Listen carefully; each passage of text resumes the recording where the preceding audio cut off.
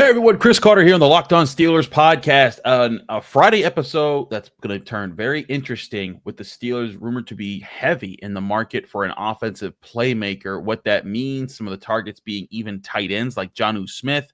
I've got my thoughts on that, and Alex Highsmith on why you should be confident, because he's confident that TJ Watt's going to sign an extension. All here in the Locked On Steelers podcast. Let's get into it.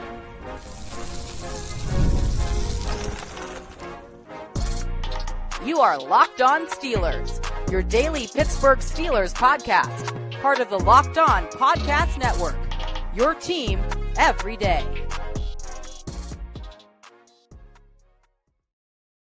Hello, welcome to the Locked On Steelers podcast. I'm your host, Chris Carter, bringing you your daily dose of all things on the Pittsburgh Steelers.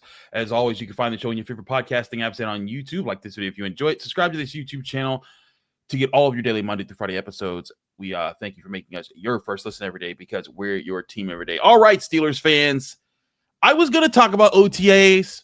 I was going to lead off about Alex Highsmith and how he's confident that TJ Watt's going to sign an extension and dive into that talk. But oh no, the national media had other plans, because here come Adam Schefter and Phil Yates and who else?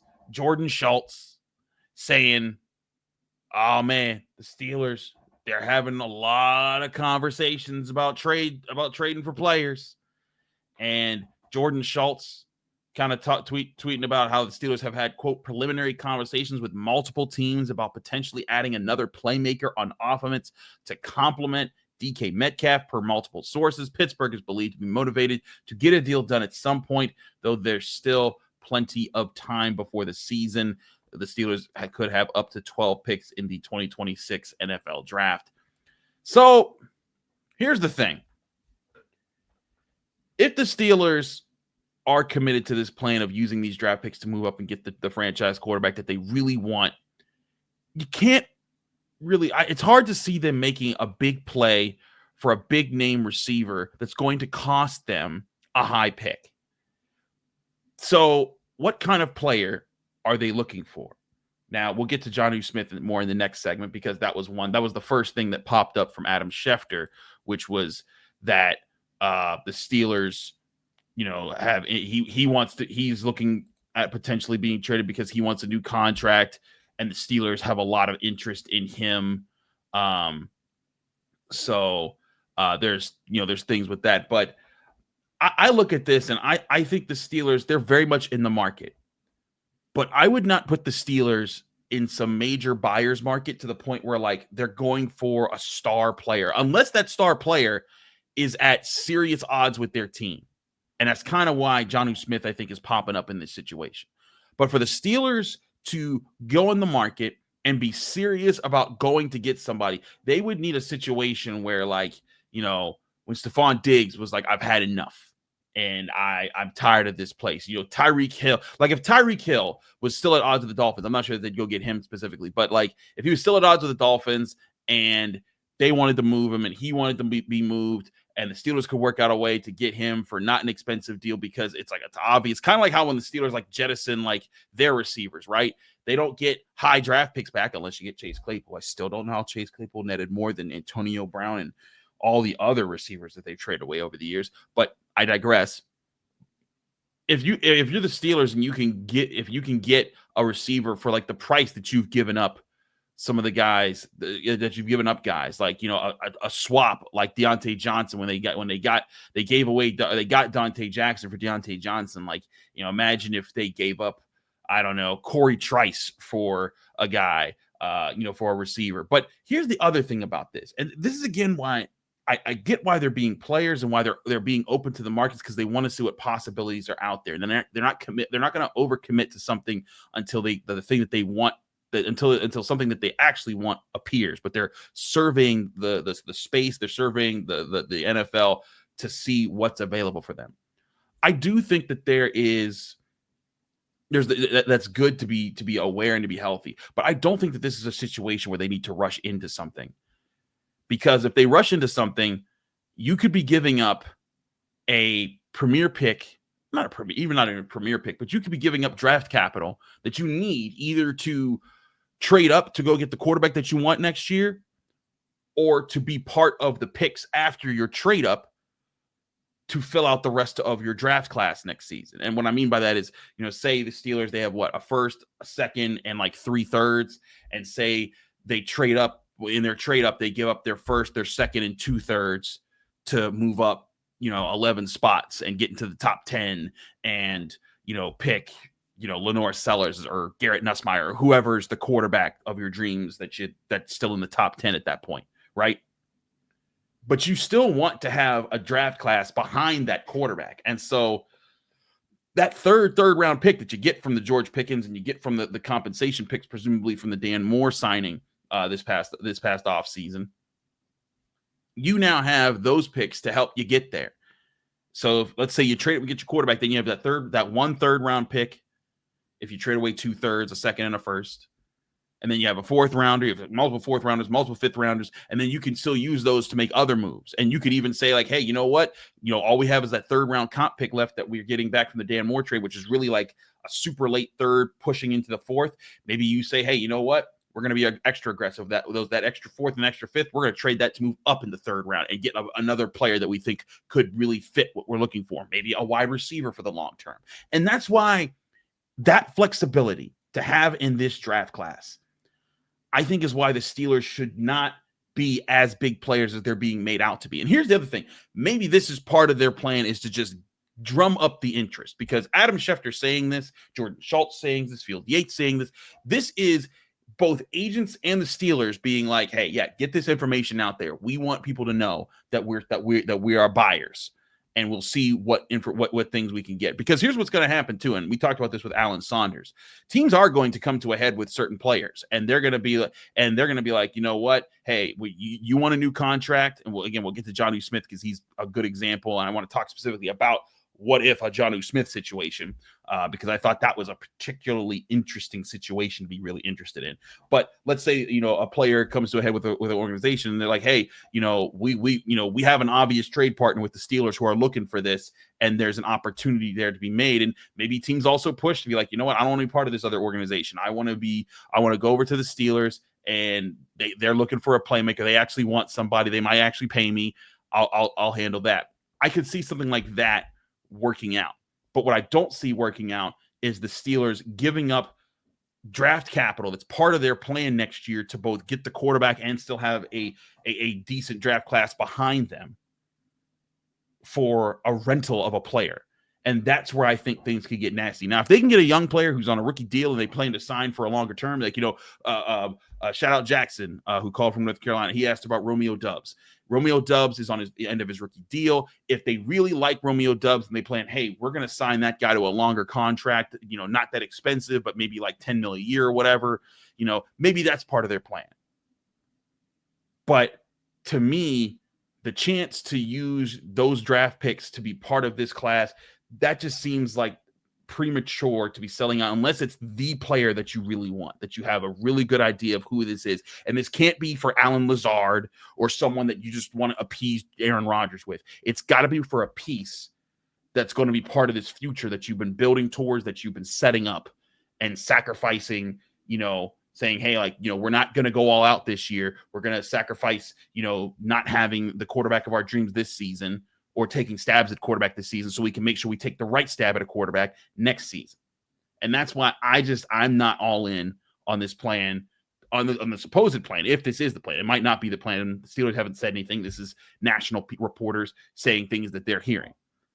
But it's why I still think, even though the Steelers are being made this case that they're big players in the buyer's market for an offensive playmaker, there might be another play at hand by the Steelers to try to see if they can get something out of this, and get something out of this without giving up a significant draft pick that would change their plans in 2026. We're going to take a break. I want to come back because Jonnu Smith was brought up, and I'm not just going to talk about Jonnu Smith. I'm going to talk about what this means about how they're assembling their roster and why it ties into Arthur Smith maybe having a bit more control than people wanted to admit. I'll talk about that next here on the Locked On Steelers podcast. I'm your host, Chris Carter. Stick with us. We'll be right back. But first, I want to remind you this show is brought to you by FanDuel Sportsbook, the #1 sportsbook in America. The NBA playoffs are in full swing, and every night delivers highlight-worthy performances, major momentum shifts, and can't-miss moments, whether it's a game-winning shot or a breakout player. There's never been a better time to get in on the action. FanDuel makes it easy to stay in the game before tip-off and live throughout the games. With player props, performance trends, and same-game parlays, fans have never had more ways to play smart and win big. While the Knicks and Pacers faced off last night, to see who go to the finals. Well, I'm recording this before that game ends. We do know the Thunder will be meeting whoever wins that series in the NBA Finals. There's going to be stars either way, whether it's Tyrese Halliburton or Jalen Brunson. They're going to face SGA and a loaded Thunder team, and there's going to be so many prop bets. They're going to be available, either in the rest of the conference finals or in the NBA Finals themselves. So if you're new to FanDuel, be sure to sign up at FanDuel.com, and you'll have a chance to win $200 in bonus bets if you hit on your first bet of $5 or more when you're betting on the rest of the NBA playoffs. Again, that's FanDuel.com. Place a bet of $5 or more, and if you hit, it's your first bet, you get $200 back in bonus bets. Make every moment more with FanDuel, official sports betting partner of the NBA.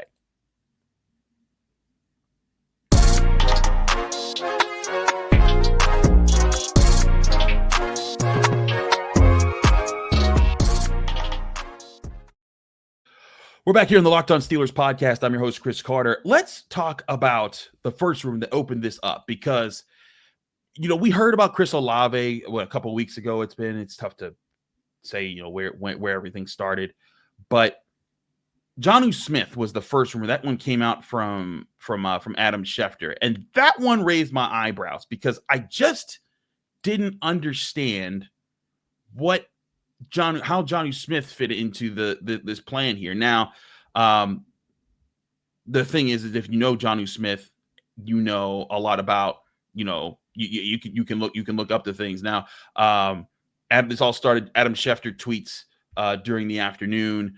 The Dolphins have had trade discussions with the Pittsburgh Steelers. They're with their lone Pro Bowl selection last season, tight end Jonnu Smith, per league sources. Those talks came after Smith expressed an interest in reworking his deal that is scheduled to pay him $4.8 million this season. Smith is seeking a new contract. Miami sought a trade partner. The Steelers were willing to talk. Last season, he said Smith set a franchise record for the Dolphins with tight ends in receptions, receiving yards, and touchdowns. He made his first Pro Bowl. And Smith, he did say Smith's preference would be to stay in Miami and have a reworked deal. Now, Field Yates compounded upon this shortly after that and said, hey, Steelers offensive coordinator Arthur Smith loves, and he put loves in capital letters, Jonnu Smith, and he had him as a young player in Tennessee and again in Atlanta. And he's not joking. He literally had him in both places. When Arthur Smith arrived in the late 2010s in Tennessee, Jonnu Smith was already there, and he turned Jonnu Smith into a weapon. He went from a guy that caught 20 or less passes a season for less than 200 or to less than 260 yards a year to the 2 years he was with Arthur Smith, catching over 40 passes and over 60 passes in some of those years. Over 35 passes and then 41 passes, both times getting over 400 yards. And then in 2020, getting 8 touchdowns in the mix. And then he went after that. Jonnu Smith went to the Patriots, but then in his first year in the year after that, he got sent to the Falcons, where he again got a lot of receptions, and he had at the time the most in his career, 50 receptions for 582 yards and only 3 touchdowns. But clearly was a weapon for Arthur Smith, and someone that he really wanted. Last year, he goes to the Dolphins, catches 88 catches for 884 yards, 8 touchdowns, all career highs there as far as his production. And he's turning 30 years old this year, so he has a lot of experience. And look, Jonnu Smith, I think, could be an interesting piece here. But all those numbers and all those factors we're talking about here, why a tight end if you're the Steelers? Why not? If spend your unless you're trading a 7th for this guy, right? Like if the Dolphins really just we don't want to deal with this anymore, let's just get rid of him for nothing. Okay, then fine. But you have Pat Freiermuth, you have Darnell Washington, and those are good tight ends. You have your system.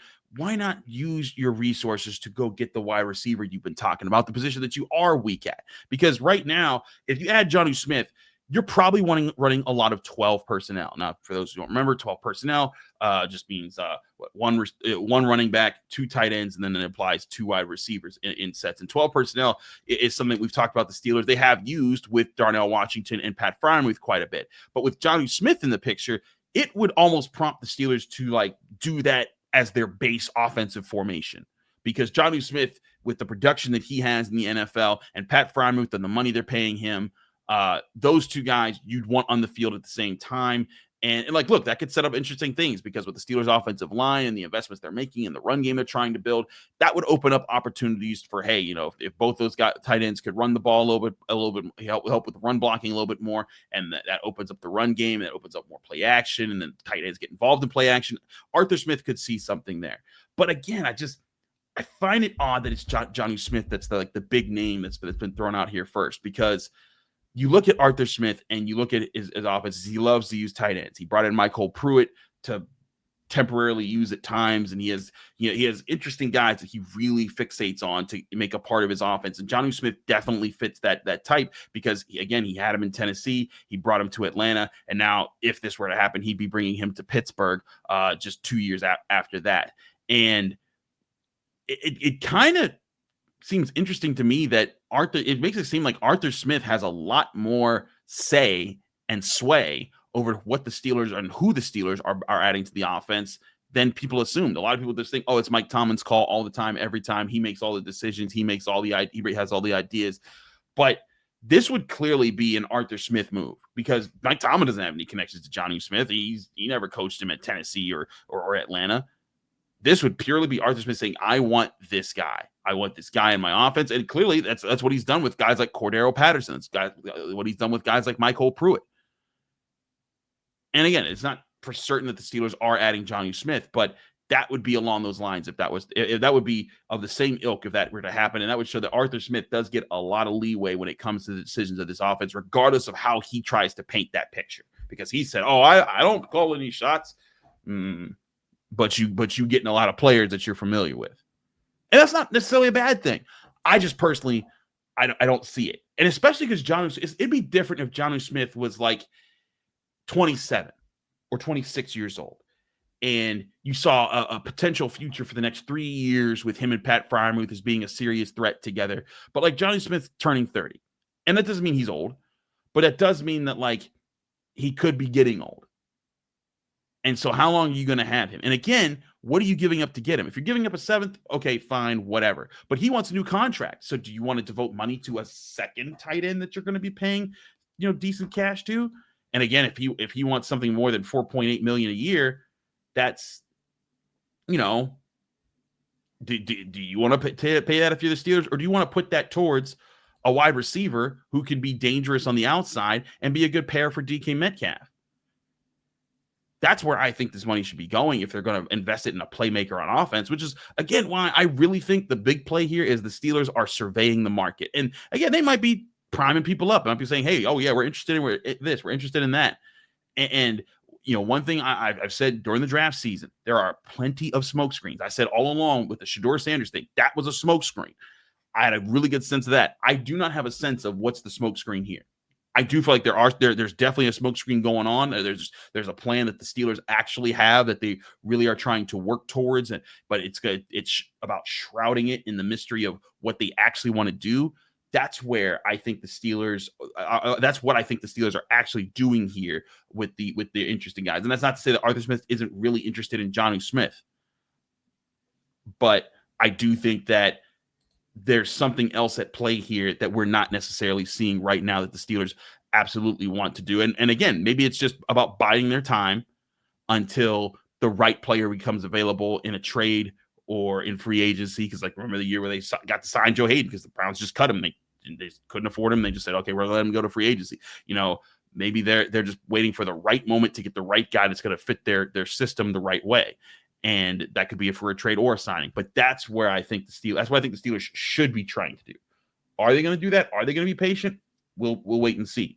But it seems interesting to me that these messages are getting pushed right now by the national media, because when they're pushing it, they're getting told by people who want them to get that information out. They're being told by either agents, they're either being told by league officials, and league officials are usually pushing it because owners are pushing it, or front office people are pushing it, and there's information going to these people because they want the people giving away that information want it to be out there for a reason. So my question is, why do the Steelers? What are the Steelers playing at with doing this? So keep your head on a swivel. I think the Steelers could be up to something with how they could be being perceived to be in a playmaker's market on the offensive side of the ball, and Jonnu Smith being named like the first big name target of this search. I just think that there's a few interesting things there. We're going to take another quick break. When we come back, I want to talk about what I originally was going to lead with this show, and it was the conversation we got to have with Alex Highsmith, and he touched on the TJ Watt contract situation. We'll talk about that next here on the Locked On Steelers podcast. I'm your host, Chris Carter. Stick with us. Be right back.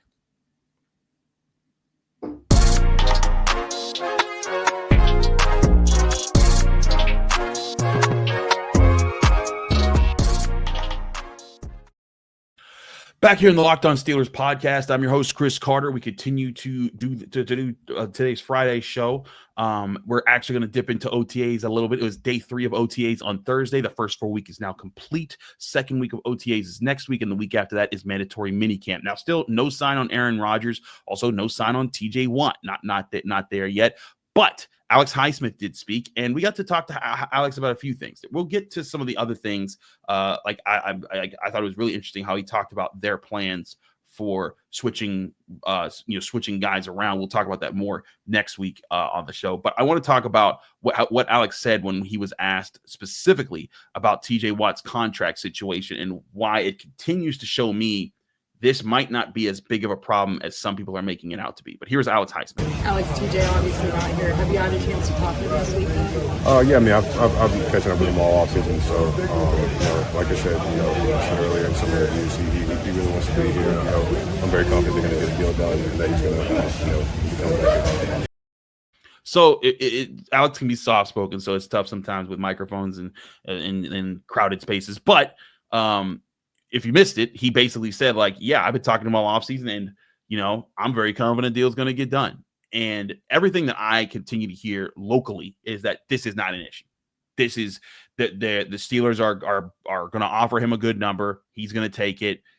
We're all going to forget about this. I mean, you remember the 2021, saga that was TJ Watt and how he was holding in and practicing alongside things, and there was just all this question. Oh, will he sign? Will the Steelers not be able to afford him? And then there was the dramatic TJ Watt marched in Art Rooney's office and said, "Sign the papers. I don't care." And that was a total crock. But point being, I think there's just being things that are, I think that there's been backdoor conversations, just like with how I think there's a backdoor handshake deal with Aaron Rodgers and the Steelers, and there's an agreement as far as when he'll actually show up. I think that the Steelers have put in an offer to TJ Watt that he's probably like, yeah, that's good, but you know what? I'm TJ Watt. I'm going to take off some OTAs time to kind of be with family. I think they just had a kid and be a dad and kind of take that time. And look, he'll train in his own space, and it's not unique. Troy Polamalu did the same thing for years. And he's Troy Polamalu, the ultimate team man and one of the greatest safeties of all time. Ben Roethlisberger missed OTAs at times. So, there's not at times, a lot. But I think TJ Watt is actually fine. I don't think that this is a big issue. I don't think that this is a situation where he's actually everyone remembers the picture of him throwing up the deuces and everyone's like, does that mean that he wants to go? No, it does not. I think that if anything, he might be having fun with fans and seeing the reactions and think that's funny. I do think it's interesting that JJ Watt is going on Pat McAfee still and talking about how people need to pay defensive superstars and edge rushers, when it's time to actually pay them and things like that. I do think that that's interesting, but I ultimately, the Steelers are a team that are known to keep their superstars, to say, hey, you've been a loyal superstar who's kept us, who's put us first, who's been a team player. We want to make you the lifetime guy here. They did the same thing with Troy Polamalu, did the same thing with Hines Ward, and eventually, there will be the day where it's time to call it for TJ Watt. but that ain't happening. I mean, look at what they did with Cam Hayward last year. Cam Hayward was coming off an injury season. People were calling him injury prone. Also, it's the most annoying thing when people call some people injury prone when they're bad. Like people call TJ Watt injury prone. That man has played 17 full games.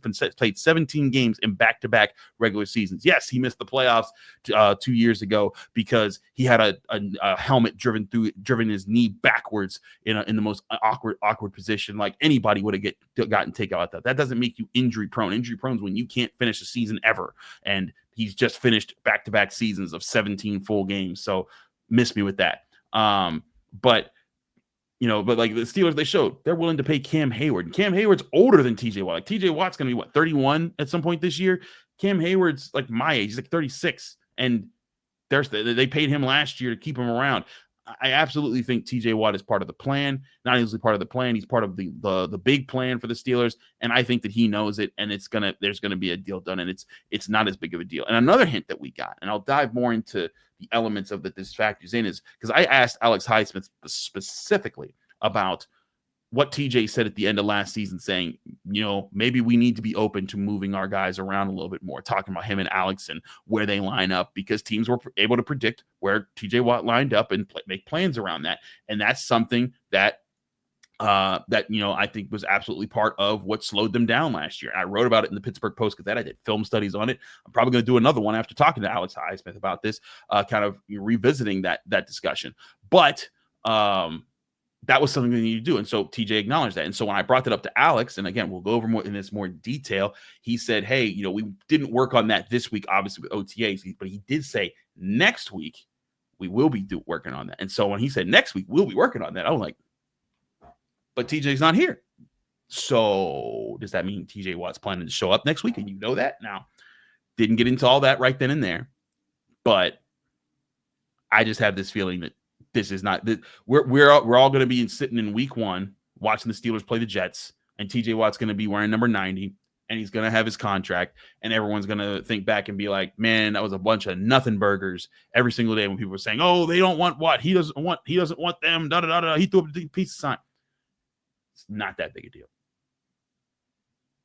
I think that the bottom line is he's going to be a Steeler. We will see when that happens. But hey, maybe we get some news over the weekend that plays into that. We'll keep you up to date here on the Locked On Steelers podcast. I'm your host, Chris Carter. Follow me on Twitter, Instagram, TikTok, Blue Sky, all social medias, same handle everywhere at Carter Critiques. You can read my work in the Pittsburgh Post-Gazette, post-gazette.com. You can find me here on the Locked On Steelers podcast every day, Monday through Friday, breaking down your Pittsburgh Steelers. We'll see you here on the Locked On Steelers podcast on Monday, getting you ready for week 2 of OTAs.